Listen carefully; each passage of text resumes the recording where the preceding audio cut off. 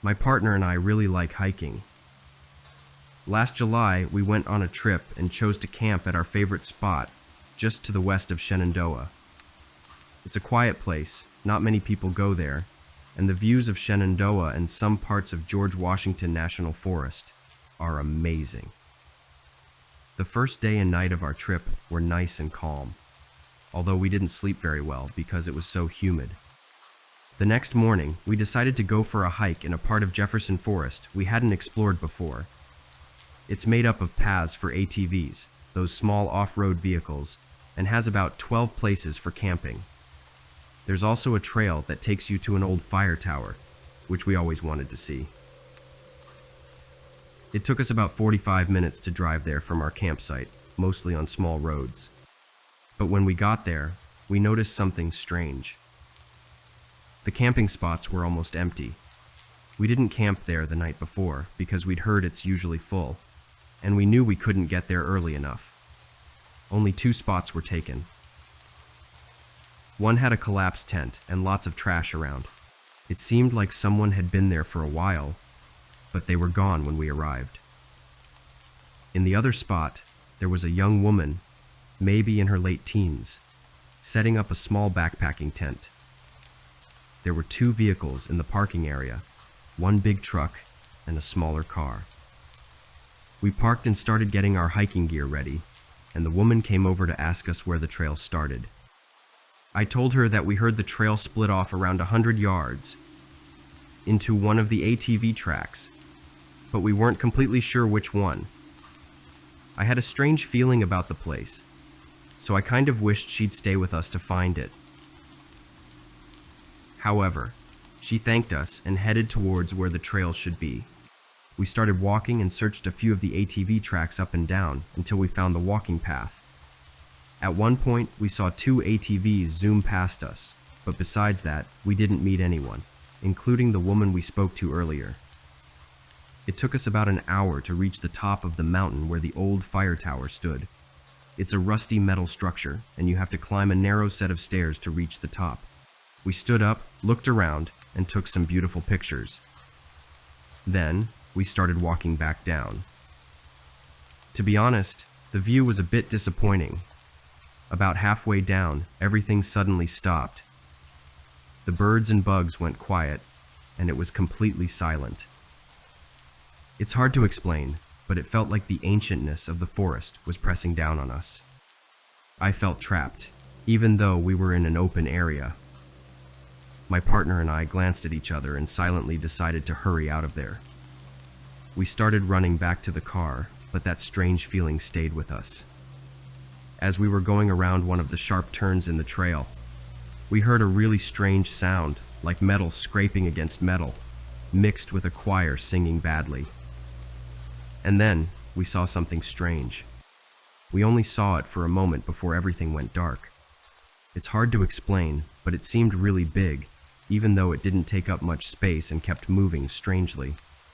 It didn't have a color, it just felt really scary. I only saw it for a very short time before I couldn't remember anything. When we woke up, we were in the car, and 2 hours had passed, which was twice as long as it took us to hike up there. I'm not sure if we passed out or forgot what happened during those hours. Later, I found out the same thing happened to my partner. Both our cars were still in the parking lot, and there were only the 2 tents at the campsite. The lady wasn't in her tent, and it looked just like how she left it. I think about her a lot, and I've tried really hard to find out if someone disappeared when we did. It took a few months for my partner and me to talk about what happened. Some stories I've heard and read make me feel like I'm not the only one. I still like hiking, but I haven't been able to go back to the Appalachian forest since it happened. I wonder if anyone else had something like this happen to them. This happened last year when me and my friend went camping. The weather report said it would be sunny and nice, but things didn't turn out that way. When we arrived at the campsite, we saw clouds forming in the evening. Soon enough, raindrops started falling, and it didn't take long before we were hiding from really heavy rain. It was honestly a tough situation, as we had set up our tent near a river. The rain made such a loud noise on the tent that we had to leave. We found a nearby tunnel that didn't seem to be used much, or at least it wasn't too busy with cars. So we decided it would be okay to take shelter there for a while. My friend and I weren't even talking, but we're usually really loud and talkative when we're together. The rain had made us sad. I didn't want to be there, and I think my friend felt the same way. It was dark outside, and we heard thunder in the distance. Suddenly, my friend spoke up and said she felt like someone was nearby. We looked into the dark tunnel, but we couldn't see anyone. My friend is the kind of person who gets scared easily. She's really jumpy and gets nervous about even small noises or things that move. So I tried to calm her down, but she kept saying she could hear or sense something, even though we were clearly the only people in the old tunnel. She said she heard voices, footsteps, and all sorts of things. I was there too, and I couldn't hear any of that. I was upset that our camping trip had turned out to be such a big disappointment, and I was very annoyed that she wouldn't stop talking about hearing and sensing things. I don't like thinking about ghosts or scary people in the woods, so I do my best to avoid talking about those things. I really don't like getting scared. I tried to change the subject and not let her scare me, but it didn't work. We ended up having a big argument there in the tunnel. After that, we didn't talk for a while. And it was even worse because there was a lot of night left. And now, we were in silence. And also it was getting darker and darker, and my anxiety was growing. I kept worrying, what if there's something or someone here with us? We stood with our backs to each other on opposite sides of the tunnel, giving each other space to calm down. The silence was too much for me, so I said to my friend without turning to face her, "I'm feeling chilly. How about you?" She replied in a very quiet, whispery voice, "Yes." I could tell from the weakness in her voice that she was still upset and a bit scared. That's how our friendship worked. I was the calm one, the peacemaker. It seemed like it was time for me to take on that role again. I began talking about some fun trips we'd been on before. I wanted to get rid of the scary thoughts we both had. I talked about the time we went hiking in the mountains, and how we both had a crush on the same guy in high school. It was so embarrassing. As I talked, I noticed that my anxiety was gone, and I even started to feel a bit warmer. But also, I was really upset about how the rain had messed up our camping trip. We were both excited about it. I realized that I had let my frustrations about the situation get the best of me. I felt bad for getting so angry at my friend. So I said, "I'm sorry for earlier, you know. I lost my cool and I shouldn't have. I shouldn't have taken it out on you. I was just scared and irritated by the rain." I waited for a response, but she didn't say anything. I said sorry again and again, but she still didn't reply. I thought she was still mad at me. I changed my thoughts to something else, and I quickly noticed something. When we rushed for shelter, I couldn't remember which way we came. Did we go left or right? How were we going to find our way back to the campsite in the complete darkness? I hoped she remembered, or we'd have an interesting walk in the rain to look forward to. I had to ask her, and she had to answer, whether she was annoyed or not. I said, "Hey, before the tunnel, there was a split in the path, remember? Which way should we go if we want to get back to the campsite? Was it left or right?" I heard a soft voice say, "Left." I thought, wow, you have a great memory. I took this chance to glance at her, and that's when I noticed she had her headphones on. She was listening to music. So I gently tapped her on the shoulder, and she gave me a grumpy look when she took off her headphones. "How did you know we should go left on the way back?" She seemed confused, saying she didn't have a clue about what I was talking about. She added that she didn't even hear me ask about how to get back, let alone answer me. I thought she might be joking, but the more I asked her about it, the more she insisted she had no idea what I was talking about. It made me uneasy. When I thought about it, I felt a rush of fear. It was scary because someone other than my friend had just answered my question. Not only that, but they also answered when I asked if it was cold earlier. Was there someone else in the tunnel with us? I turned around slowly and used my phone's flashlight to shine into the dark tunnel. I couldn't see the end of it, but I was pretty sure there wasn't anyone there. I didn't know whose voice that was, but they had been right. We decided to go left and eventually found our way back to the camp. I was really scared about who might have been down there with us. It gave me the creeps, and I insisted that we leave the camp. There was no way I could sleep with someone else out there with us in the dark on a rainy night. Had it been some kind of strange coincidence, or was there really someone else out there with us?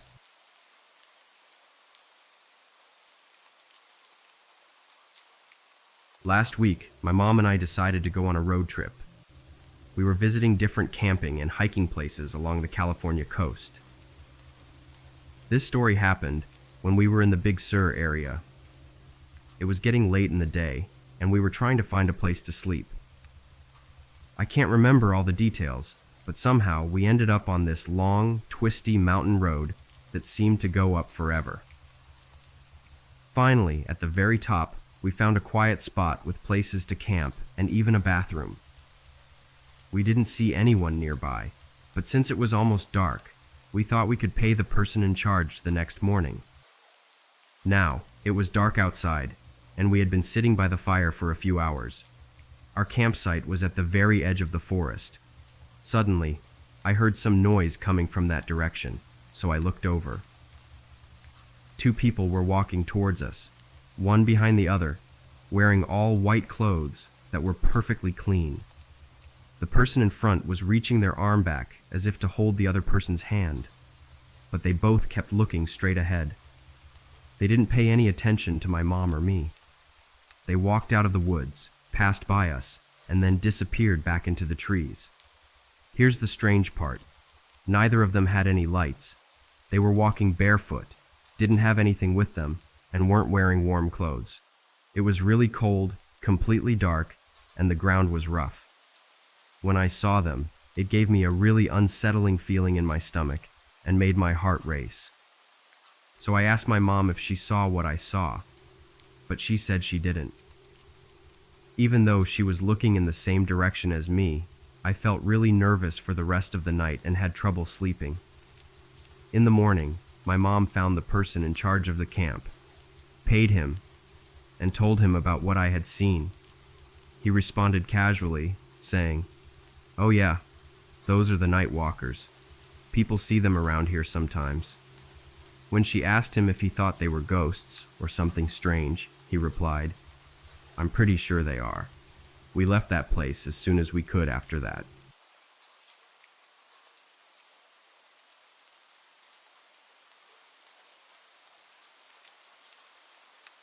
My best friend and I went camping with our dogs at a place called Lockett Meadow in Flagstaff.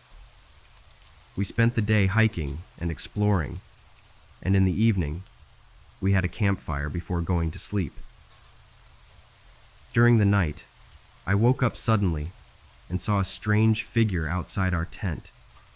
It was digging into our tent in a strange way, moving back and forth.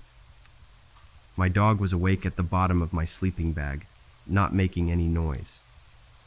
I looked over at my best friend, and he was fast asleep, and his dog seemed to be asleep too. I was really scared because I was the only one awake between my friend and me, and I didn't know what to do about this frightening encounter. I got really scared, so I covered my head and tried to think about anything that would help me fall asleep. The next morning, I asked my friend if he had been awake during all of that too. I told him what had happened, but he said he was asleep and thought I was making it up. I suggested maybe it was a bear or something like that, so we checked around our campsite. But we couldn't find any signs of a bear, like tracks or footprints. We had left our food on a table near our tents and hung a trash bag on a broken branch. Even if it was a bear, I'm surprised it didn't try to get to our food. Anyway, I'll never forget how scared I was when I saw that dark thing watching our tent. I don't really know if it was the wind, a deer, or maybe even a bear. It's hard to say. But this is just one strange thing that happened during our camping trip. The next night, we decided to camp at Beaver Creek in Arizona. Before that, we went exploring in Sedona. We drove to Oak Creek and parked our car near a path that led down to the water. We brought our dogs and went for a hike to the creek. After we finished swimming and drying off, we were getting ready to leave. Suddenly, we saw a big rock being thrown into the water near us. It made a huge splash. We looked around but couldn't see anyone up above us. So, we quickly climbed over stones and rocks to get a better view from the top, but there was nobody there. We still wonder what could have caused those strange things to happen, but we made it through in the end.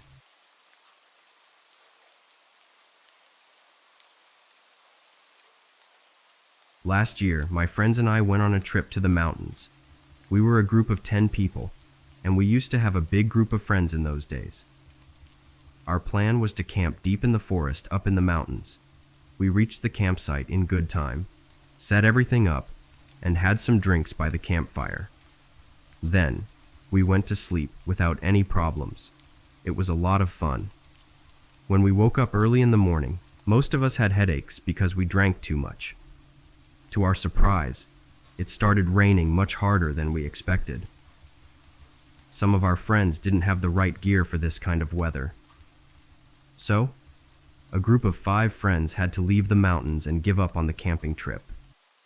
Luckily, I wasn't with that group, but I want to tell you what my friends who were with them said.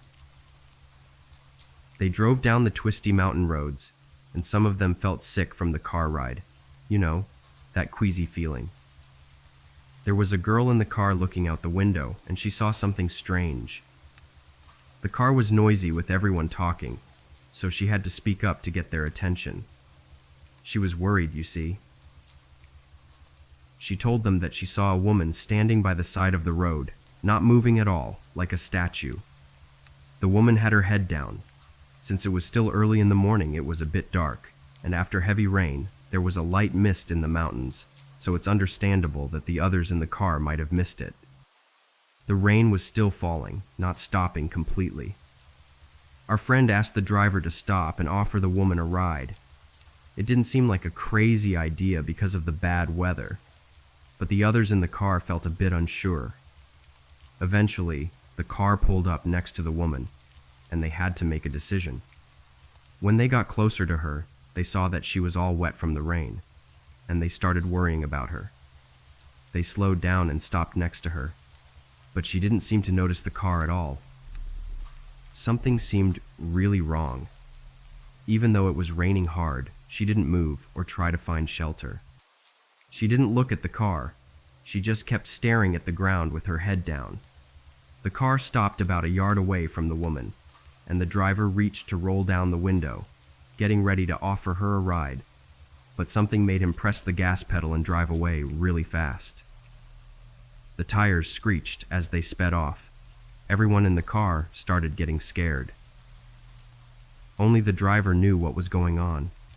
Some of the girls in the back started crying, and the guys started yelling. It was a big commotion. It was only when they got to the bottom of the mountain that they figured things out. The driver pulled into a parking lot at a convenience store. My friends, all in the car, turned to the driver, waiting for an explanation. When they heard it, they couldn't believe it, and I'm not sure if you will either. But, well, we've come this far, right? The driver said that as soon as the car stopped, the wet woman twisted herself into a strange position on all fours and started chasing the car on her hands and feet. The driver saw all of this in the rearview mirror, and that's why he had to speed away. But then he changed his story. When he saw how confused my friends looked, he said, "Oh, maybe the rain messed with my vision or something." I don't know. Maybe I was just imagining things. But my friends thought that the driver saw something real. The car fell into a creepy, awkward silence, and everyone turned to look out the back windows.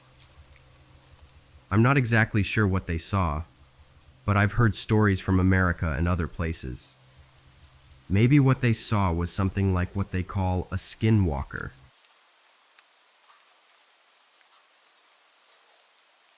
I never had any strange experiences before, but something really weird happened to me. I'm in college, and 7 other students and I went on a camping trip. We had 2 leaders who knew a lot about camping. We drove to a place called Zaleski State Forest in Ohio, which is in the Appalachian region. It was early April, and it was very cold. All the plants and trees were still dead from the winter. After walking a long way into the forest, we found a place to set up our camp. There were a few other groups of people there too. Some were older couples who were friendly, and there were 2 college girls as well.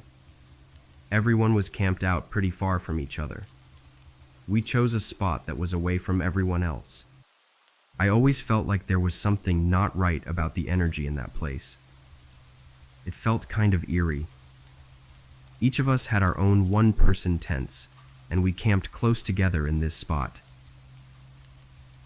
My tent was at the back, so there was no one behind me. Our camp was right next to the forest because the backpacking site was like a big open space in the middle of the trees. Now, let's fast forward. I was fast asleep at around 2 a.m., and suddenly I woke up. I heard leaves crunching right by my tent, and there were footsteps going in circles around it. These footsteps sounded heavy, not like a deer or a dog. It was like someone walking on 2 legs. I promise, I'm not making this up. This strange thing or creature kept going around my tent for a really long time. It moved slowly, getting closer to the sides of the tent, and then it would stop for what felt like a very long time. After that, it would move on and go around the rest of our tents. When it was close to my tent, I could hear breathing that sounded like a person, like someone softly panting. I was so scared that I was shaking, and I couldn't muster the courage to unzip my tent and see what it was. Believe me, this went on for many hours, and it seemed like I was the only one who was awake. Suddenly, out of nowhere, I saw a light shining from outside my tent. But because my tent was all zipped up, I couldn't see what it was. It was a warm and steady glow, like how a flashlight looks when you're holding it still. I was really scared and couldn't move because of fear. I just couldn't believe it was an animal. At some point, probably because I was so tired, I fell asleep. But I could still hear those heavy footsteps going around until I fell asleep. When morning came, I asked my fellow campers about it, and the leader said she heard the footsteps and strange sounds too. She thought it was weird and said she would have checked it out if she wasn't so tired. One of the guys in our group also mentioned seeing the light, but he thought it was someone else's light. None of us had gotten up to go to the bathroom or turned on a light that night. I've heard stories about the Appalachian region being strange and creepy, and now I believe them. I never really thought Bigfoot was real, but I have to say, whatever I experienced that night didn't seem like any regular animal or person I've come across. So maybe thinking it could be Bigfoot isn't such a crazy idea after all.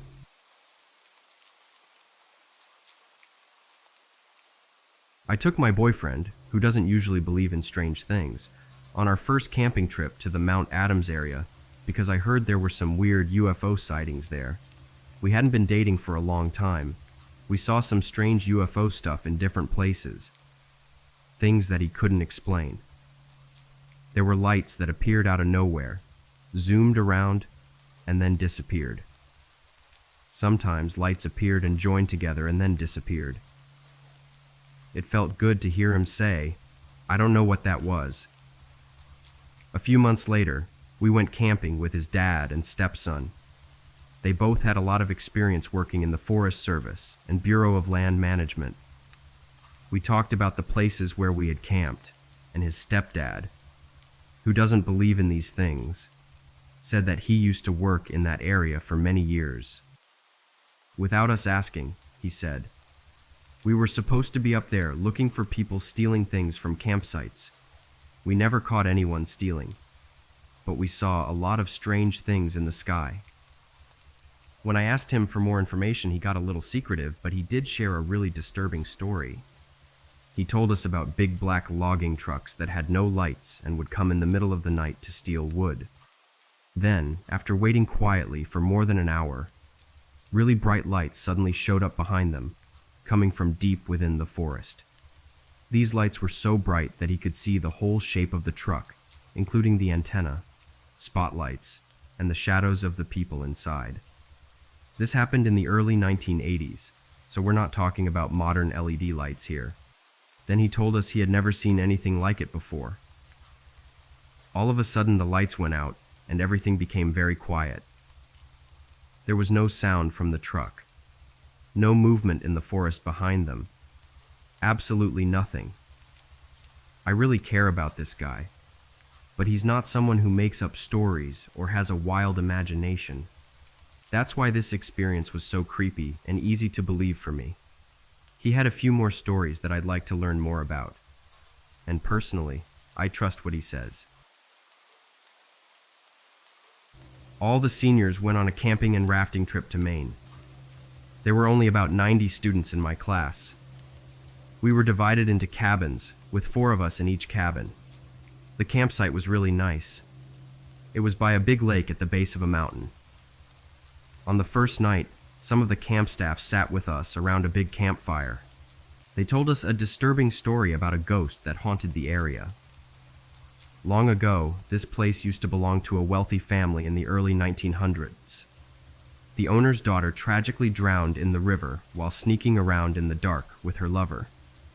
They said that if you were in your cabin and heard the sound of rushing water, like a river, it meant she was outside, trying to lead you to the river. If you saw her light, you would be mesmerized, and she would lead you to the water where something bad might happen. The teachers told us this story just to make sure we didn't leave our cabins after bedtime. But they also said it wasn't real. I shared my cabin with 3 other girls, and on the first night, we stayed up late, laughing and chatting. Finally, we fell asleep around 3 a.m. Suddenly, I woke up because of a loud noise. It sounded like something big splashing in the water. Just so you know, the lake was quite far from our cabins. You had to walk for about 15 minutes to reach it, and the river was at least 3 or 4 miles away. I thought it was just a dream or something, so I didn't pay much attention to it. But a few minutes later, the loud sound happened again. I looked over and saw that 2 of the other girls were wide awake and really scared. One of them peeked out of the small window, but there was nobody there. We didn't sleep well that night. None of the other kids heard the noise, except for some boys in a cabin far from us. They told us they heard it around 1 a.m., right outside their cabin. When they woke up, they saw a bright light shining into their cabin. They looked out and saw a light flashing in the dark trees. We all went to talk to the people who ran the campground, but they said they had nothing to do with it. During the night, the teachers checked on us from time to time to make sure we were in our beds and not up to anything we shouldn't be doing. They told us they didn't see or hear anything strange.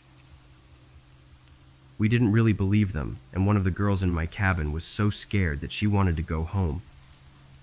She even called her mom to come pick her up. Remember, this trip cost us a lot of money, and we had paid for 3 days. The teachers tried to comfort her, and the campground staff offered to stay up with us to see if anything weird happened again. So, she decided to stay.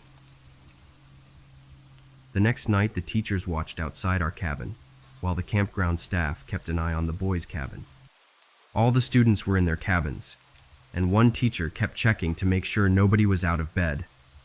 Nothing strange happened for a while, so I eventually fell asleep. It felt like only a few minutes later when one of my cabin mates screamed and pointed at the door. I turned and saw really long, dark, wet hair hanging in front of the window. The teachers rushed in, and a few minutes later, so did the campground staff. The other girl was crying, and her cries woke everyone up. We told them what we saw, but the campground staff said that no one else was staying there, and the teachers confirmed that everyone was in their cabins and nobody had wet hair. No one could sleep that night. On the last night, we all stayed in the main hall because we were too scared to sleep in the cabins. I had forgotten about this story until just now. I've always thought that maybe the teachers or campground workers were playing a mean trick on us. This story happened a while ago when I chose to go camping alone. I really enjoy camping by myself. It feels peaceful and calming to be all alone in the middle of nature. So I made a plan for the trail I wanted to take, gathered my camping stuff, and brought my rifle for safety. Then I hopped into my truck. I arrived at the trail early in the morning and hiked for about 15 to 20 miles until I found the right spot. I left the trail to find a place to set up my tent. I discovered a nice open area and thought it was a beautiful spot to make camp. I was very tired by then, but I managed to set up my tent at the far end of the open space near the line of trees. I also started a fire. I was cooking some hot dogs when I heard a noise far away in the woods. It sounded like an animal, probably a deer with a hurt leg, because it made a noise like something dragging. I felt sorry for the poor animal, but it was too far away and it was getting dark. I couldn't go look for it to help. I didn't think much about it and went back to eating my food. After finishing my meal, I put out the fire and went inside my tent. I got into my sleeping bag but wasn't really tired, so I took out a book I had brought and started reading by the light of my lamp. Many hours passed, and I heard that strange sound again. But this time it was closer, on the opposite side of the open area. It surprised me, so I put my book down and listened carefully as the noise got louder. It seemed like the animal was walking strangely, with heavy steps and a dragging sound, as if it had something stuck to it. The sound came closer and stopped in the middle of the open space. Then, it went completely silent. I unzipped my tent and looked outside, but all I could see were trees and darkness. It was really weird. Feeling uneasy, I zipped up the tent again and sat there, trying to listen for any other strange sounds. I heard nothing unusual, just the sounds of crickets and the wind. I tried not to let it bother me because the woods can have strange noises sometimes. Plus, I had my rifle with me. As I started to doze off, I heard men laughing in the distance to my right, followed by women laughing, and then the sound of sticks snapping far away to my left. I suddenly woke up and wondered if I was really hearing these things, or if it was just my half-asleep mind playing tricks on me. Then, I heard more faint laughter from different directions, from old people, young people, even children. I realized it was real, and the noises seemed to be getting closer.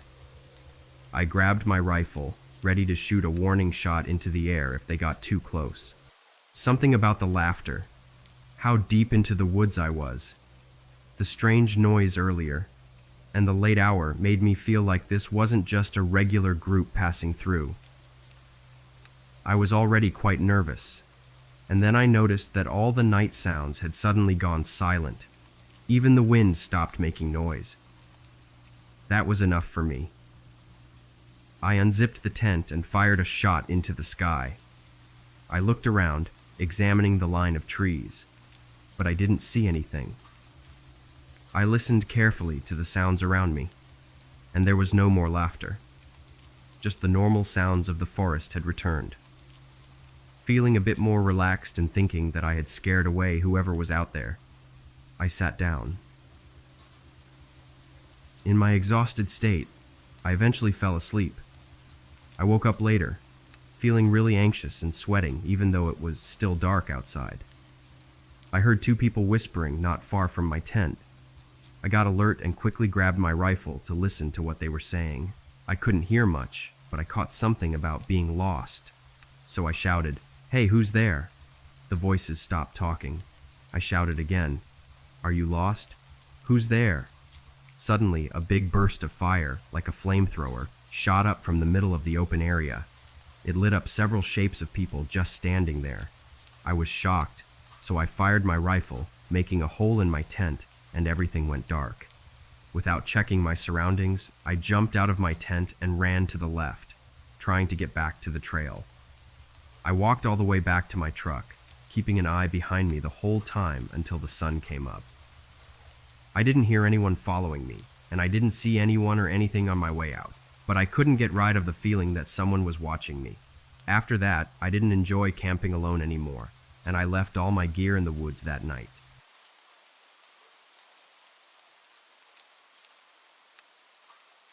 For my lady's birthday, I took her to Gatlinburg.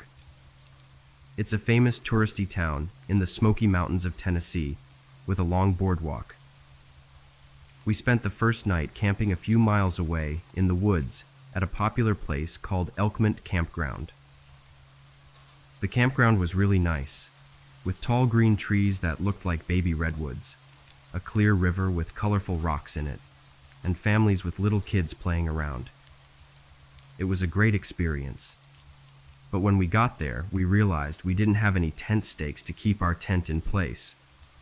So, we had to go into town to buy some supplies, whiskey, and hot dogs. By the time we got back to the campground, it was getting dark. Most of the other campers were either sitting around their fading campfires or cleaning up before nightfall. Our tent was still standing, but it was a bit squished without the stakes, so it couldn't open up as much as we wanted. So we fixed our tent and started a fire. As the night went on, we found ourselves sitting around our campfire about 2 to 3 hours later, at midnight. This campground was the kind where another campsite is really close to yours, only about 30 yards away. Bears are known to visit this area, and my girlfriend was getting a little scared, which is why I picked a site right in the middle of the campground. By this time, all the other campers had gone to sleep, and the only sounds we could hear were the crackling of our fire and the gentle noise of the river flowing over the rocks. The sky was cloudy, so there wasn't much moonlight. We had flashlights, and every so often I'd use the light to look around us, making sure we were safe and there were no bears. Out of the blue, from the campsite behind my girlfriend and to my left, a light suddenly shone right on us and then started moving around in a hurry, like the Eye of Sauron from a movie. I saw a guy with a strange way of walking. He had a headlight on and seemed really focused on his picnic table. The way he walked reminded me a bit of Jar Jar Binks, but it wasn't normal. I noticed that he kept his light on the picnic table, and whenever I looked in his direction, his light would immediately shine on my girlfriend and me. I could only see the man's shape because of his headlight, and he kept flashing his light at our campsite in a really unsettling way. This was the campsite right across from ours, and we hadn't seen anyone there the night before. I could only make out the outline of his body, all in black, like he was wearing a black suit. He kept doing the same things over and over again in a strange pattern. For almost an hour, he would shine his headlight on his picnic table, move his hands a little bit or not at all, then walk back to his tent, shine the light on it, and return to the picnic table. He'd shine his light at us and repeat the whole thing. If this guy was just looking for something, he seemed like he was on a bunch of drugs. When his light stayed on us for too long and made me uncomfortable, I shined my flashlight at him for a while. That's when things got really scary. I got a chill down my spine as I saw the man's outline disappear right in front of me. His headlight dropped to the ground. Then it seemed to move along the ground like it was running, kind of like a dog. I took my flashlight away, and his light slowly came back out of the bushes and went back up to the height of a person. The shadowy figure returned from the bushes and went back to doing the same strange stuff. Throughout the whole night, this figure didn't make any noise at all. Later, we went into our tent to go to sleep, and the shadowy man was still doing his weird routine. The next day, the tent from the man's campsite was gone, like he was never there. I found out that there was a small town called Ghost Town, just a mile from our campsite, with abandoned buildings and a cemetery up a trail. I couldn't find any other stories about the Elkmont campground mysteries, but I wouldn't be surprised if there are more stories about the Headlight Man. When it happened all those years ago, I was just a kid in school and had just received a camera as a birthday gift, as I really liked taking pictures. One summer afternoon, I decided to go for a little walk in the mountains. I rode my bike for about an hour to get to a very faraway place. I brought some food with me, just a couple of rice balls and a kind of sausage. I can still remember that. As I rode up to the mountains, I saw many fields, and there were older people working in those fields. I felt like I could leave my bike anywhere without worrying that it might be stolen. I was really happy that I chose to come out here because it seemed so peaceful. I left my bike in a shady spot and started walking into the woods. I walked for a little bit, and then I saw a dog up ahead. He had a thick chain around its neck, but wasn't looking at me, so I whistled, and then the dog stopped and turned towards me. When he looked at me, I noticed that it looked a lot like my old dog. My old dog passed away a few years ago. It was a mixed breed. So I talked to him. "Hey, buddy, what are you doing here with this big chain around your neck?" I took the chain off from his neck and I shared my lunch with him. He looked really hungry. So I thought that after we finished eating, he would go his way and I would go mine. But he kept coming with me. So I turned to the dog and said, "Hey there, I'm sorry, but I don't have any more food. It's all gone." The dog just looked at me. I couldn't help but smile and laugh. He sat down, panted, and wagged his tail happily.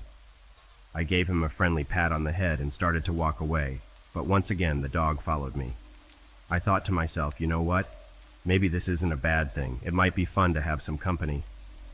"Are you coming along with me, boy?" I asked, and the dog's wagging tail told me that the answer was a definite yes. So I headed into the mountains with him by my side.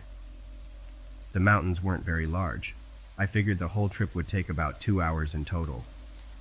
I was going up the mountain, taking pictures of the plants and the beautiful views. As it was really nice. It was summertime, so the cicadas were making a lot of noise. Many bugs were buzzing and chirping around. The birds were singing in the trees too. I passed by 2 older men who were also hiking. I said hello, and one of them said something a bit strange. "Oh, you're with the dog, huh?"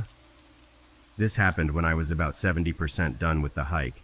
I had gone up this mountain many times before, so I knew the area pretty well. I really liked it there. When I was near the bottom of the mountain, I came across a dirt road that I hadn't seen before. After the dirt road, there was a rocky path that curved to the left. I couldn't see where it led without walking down it. I wondered, what's down there? I can't believe I haven't seen this place before. I walked closer to the gravel road from the dirt path. There was a rusty wire hanging between 2 white posts like a kind of barrier. I saw an old building back there.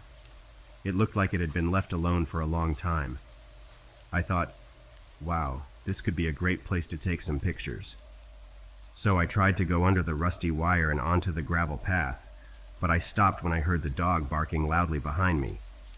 It surprised me, so I turned around to see what the dog was barking at. The dog was crouched down, and it looked like it was ready to protect itself. You know how dogs look when they bark aggressively? Yeah, like that. The expression on the dog's face was one I will always remember. It was a raw mix of fear and distress. Something had really scared him, and it was in a fight or flight mode. I want to be clear that he wasn't barking at me. I wasn't afraid that the dog would suddenly attack me or anything like that. He was barking at something behind me. It was focused on the road I was about to walk down. When I realized this, I felt a chill down my spine. I also noticed something strange. I couldn't hear the loud cicadas or any other sounds coming from that road. I stared down that road and I felt a cold breeze on my back. I thought, this isn't a place I should go. So I quickly returned to the familiar mountain paths, and the sounds of nature gradually got louder again.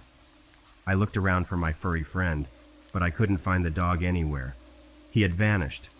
I searched for the dog as I descended the mountain.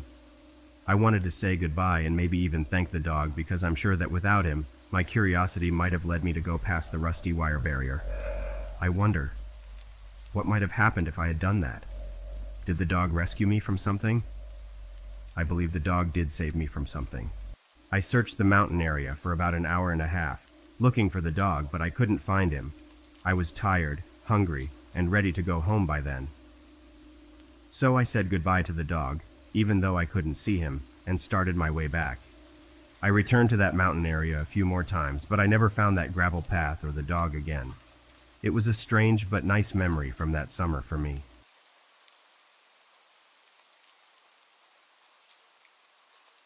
This story happened when I was in junior high school. During the summers, we used to have outdoor BBQs on the hills behind my parents' house. Our family has a big piece of land that we've owned for a long time. On this land, there's a small mountain surrounded by many hills. Sometimes my family and I would go camping on this land. On the day of this story, I invited 2 of my friends to camp with me. So there were 3 of us in total. My dad had prepared a special spot for us to camp. He cut down some trees and made seats out of them. He also leveled the ground a bit to make our campout more comfortable. Our camping spot was under the cool shade of the mountains, so even on hot summer days, it felt nice and comfortable. My family used to have outdoor meals there about once a month, and it was really enjoyable. I had been asking my dad for a long time to let me have a campout with just my friends. At first, my dad was unsure about saying yes because we were still quite young, and our land was really big and had lots of different animals. There was some danger involved, which is probably why I was so excited about it. I really wanted to have a big bonfire like my dad does, but he wouldn't allow it. However, I did manage to convince him to let us use a small gas stove for a barbecue. I asked my friends to bring some tasty food for us to cook. It turned out to be a really wonderful night. When I think back, it felt like we were taking our first steps into being grown-ups. We sat under the beautiful starry sky, and it felt like we owned the whole place. As it got darker, we started winding down and chatting. My friends were saying things like, "Camping here is amazing. I wish we could do it all the time." I was so happy that they had a great night. We had a little LED lantern with us. It attracted quite a few bugs, but that was okay. There were a lot of bugs around, especially loud cicadas. We got into our tent, and after a while, I guess we all fell asleep. I woke up at one point and realized that my friends were not in the tent. It really surprised me, to be honest. My first thought was, where are they? Are they okay? I stuck my head out of the tent and called their names. I was really scared that something bad had happened to them. Then I heard some footsteps and one of my friends came out from behind a tree. He was zipping up his pants and told me I was just using the bathroom, and we both laughed. I asked about our other friend and he said, he's using the bathroom too, but for a number 2. I told him to make sure our campsite and us were far away from that. He chuckled and said, "Good idea," with a smile. So I was about to go back to my sleeping bag and get some sleep. But before I could lie down, I heard a scream. It was a scream that sounded like it was coming from a bit far away. I looked at my friend, the one who had gone to the bathroom, and we were both really scared. We hurried towards the sound of the scream, yelling our other friend's name. At first, there was no answer, but then we heard more screams, and after a few really scary seconds, we could hear some words. Our friend came running toward us, shouting that someone was trying to hurt him. He quickly hid behind a tree or some bushes and pointed behind him. He told us to hide and run, not to just stand there. But I was really confused. Was this some kind of joke? But before I could understand what was going on, I heard a loud, grown-up voice getting closer and closer. A man suddenly appeared in the open area where my dad used to set up our family BBQs. The dim moonlight showed how big he was, and he had an axe in his hand. I only saw him for a moment, but as soon as we realized he was a threat, we took off running. I've never run so fast in my life. I could hear the man chasing us, and it was absolutely terrifying. One thing that helped us was that we were junior high school kids who played sports, so we weren't slow. But let me tell you, we were way faster back then than we would be now. The man with the axe was shouting, but I couldn't understand a word he was saying. It was all just a bunch of scary sounds. When we couldn't hear the man's loud footsteps chasing us or his crazy shouting, we slowed down and eventually stopped. We hid behind some trees for a while, making sure he wasn't following us. Then we quietly went back to my family's home and burst in to tell my parents what had happened. My dad called the police really fast. I can't remember much about what happened after that because I was still young and really scared. But what I do know is that they never found the guy. The police and my parents thought it might have been some homeless person or a person who wasn't thinking clearly that we had the bad luck to run into. They believed it was a homeless person who had made a temporary home on our land and came after us for our food. The police and my dad found out that some food and a few things from our tent were missing. Because of this, we had to be more careful about people coming onto our land, and we didn't have family BBQs there for a while. This experience really frightened me, and I didn't feel comfortable spending time on that land anymore. Last summer, I went camping with 6 of my friends in the mountains. It was a really good time. We had a small campsite, and we did fun things like setting off fireworks and having a barbecue. It was just perfect. There's something nice about sitting around a big crackling campfire, right? By midnight, everyone was really tired. We thought it was time to go to sleep. We all got ready for bed. I'm not sure if I was the first to hear it, but I'm pretty sure we all heard it. We heard a strange sound coming from deep in the woods. It sounded like someone moaning or groaning. If I had to guess, I'd say it sounded like a middle-aged woman. Sometimes I wondered if it might be an animal making that sound, but it seemed so much like a person's voice. It made me sure it wasn't an animal. It was definitely a human sound. The voice had a certain sadness to it, and it sounded strange. It was creepy, because we were in a place where there weren't many other people around, and I hadn't seen any other campers nearby. I remembered when I was gathering firewood, I thought, wow, we're the only ones here. There were no houses or cabins nearby, and I didn't know who could be out here making this strange noise in the middle of the night. Anyway, the moaning and groaning voice only went on for about 10 minutes before it just stopped. In the morning, my friends and I talked about what we heard. Later, we met another group of people near the campsite, and we asked them if they heard anything strange last night. You know, like a spooky crying sound. They said yes, they heard it too. These folks were older than us and seemed like they've been camping a lot. When we talked to them, they said they come to this campsite often. We mentioned the loud crying and moaning we heard the night before, and they smiled at each other like they knew something. They told us the following. From now on, it's kind of like a disturbing story people talk about. You can decide how much you believe in these stories, but since you asked, I suppose you want to know. There used to be a place for kids' camps, summer camps. But that's a long time ago. The reason is because of something really bad that happened, a disappearance. Yep, it was during a summer camp for girls who were learning about trees and nature. They used to have a lot of camping trips around here. But that night something changed. It was like the ground turned bad or something. The teachers got really worried because one of the students went missing. They were getting more and more desperate as time went on. They did find her eventually, but this story doesn't have a happy ending. They did find her, but she was hanging from a tree branch. People said she had been bullied a lot. Well, if the teachers didn't notice she was missing for a few hours, I doubt they noticed the bullying either. The teacher who found her, well, she quit not long after that. She couldn't handle the guilt or the shock. When they were looking for the missing student, she was the one who shouted the student's name the most. She was the one who couldn't bear the shock of feeling like she let the student down. Sadly, she chose the same path as her student did. She's not with us anymore. So, we all think that the moaning and groaning sound some people hear isn't the student's voice. It's the voice of the teacher who feels so guilty, still searching for her student. It's like she's stuck here on Earth because of all that guilt. Well, we all got really scared hearing that story. It was a story that made us feel a lot. I did think, though, in my not-so-hopeful way, if it was a way to scare away noisy young guys like us who had fireworks, so we wouldn't come back to the quiet campsite again. But that moaning sound was so real and really eerie. That's how summer can be, right? It's a special time, but as you can guess, we didn't go back there again.